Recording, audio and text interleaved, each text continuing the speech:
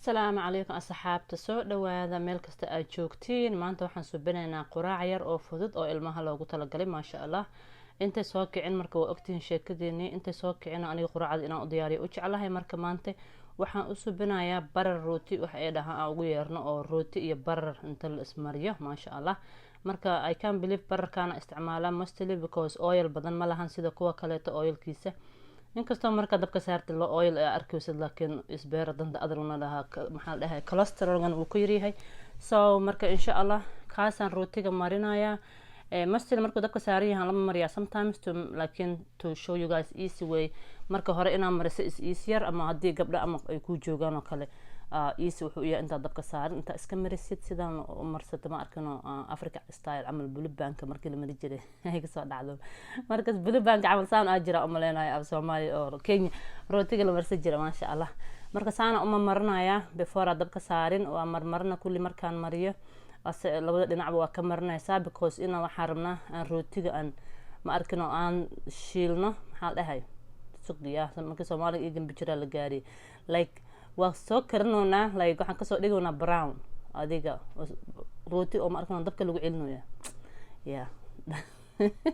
rale aada you know ani Soomaaliga qarbash waa Soomaali in ibara u baahnaa I need to go to school Soomaali school aadway marka saana uma marinaya dabka saaraya wuxuu noqonayaa guduud soo noqonaa labada dhinac guduuda laga dhigaya like rootiga ma arkano la soo dubay marka waa kan hadda birtaana ku kariya marka aniga mostly isticmaala birta kalena isticmaali karta oo mala waxa ku dubatid idaa samaara just bararka mari marka marisid labada dhinac uga gidinaysa ilaa oo brown ka noqdo ma arkano brown Soomaali maxaa lagu dhahaa okay brown I think Somali brown lewa okay so saas iska qaadanaya marka labada dhinac markuu gaduudna ma aha maybe that's gaduud okay guys marka labada dhinac ka soo gaduuto marka kuwan badana ilmaha isku mid ma ahan they don't like it kulligood qaar jecel qaarna ma jecelo so kuwa yararka mostly they like it oo kunta hadhow tusaya u dhex gashanayaan ka bacdiya u subinooya marka kuwa yararka saasay u subsanayaan kuwa weynka markay soo kacaan laakiin ayanka waxay raba subsanayaan ama toasterka iska cunaan ama whatever like aniga main point waxa way kuwa yariiska soo kuwa yariiska u kariya kuwa ayanka roron ayanka waxooda subsana marka inta saddexda yararka inta u subinaya scramble egg dhex gashanayaan ama hadaa rabtid ukun waxa uga dhigi kartaa oo falaad ah oo caadi ah marka ila daawada video-ga waan tusa marka rootiga aan gadina saano noqonaya wili hadda si fiican u sii gado laakiin saana ka dhiga dabka u gaabinaysa uu gaduudanaya maasha Allah markuu gaduuta ka qaadi aadna adeegna uga dhigin because hada adeeg ka dhigto ilmaha ma cuni karaan marka kan waa iska jilaac isna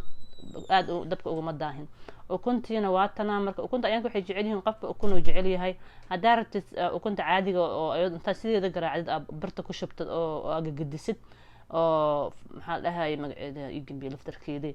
uga dhigi kartaa ukun caadi ah oo inta qastid adoo scramble egg ka dhigin oo normal egg ka dhigtid saas ayaan kala waxay jecel yihiin scramble eggan oo la burburinayo midda la burburiyo aan u subinaa marka waa kana waa dhameynaya markaan dhameeyana ka bacdina wax kasto finish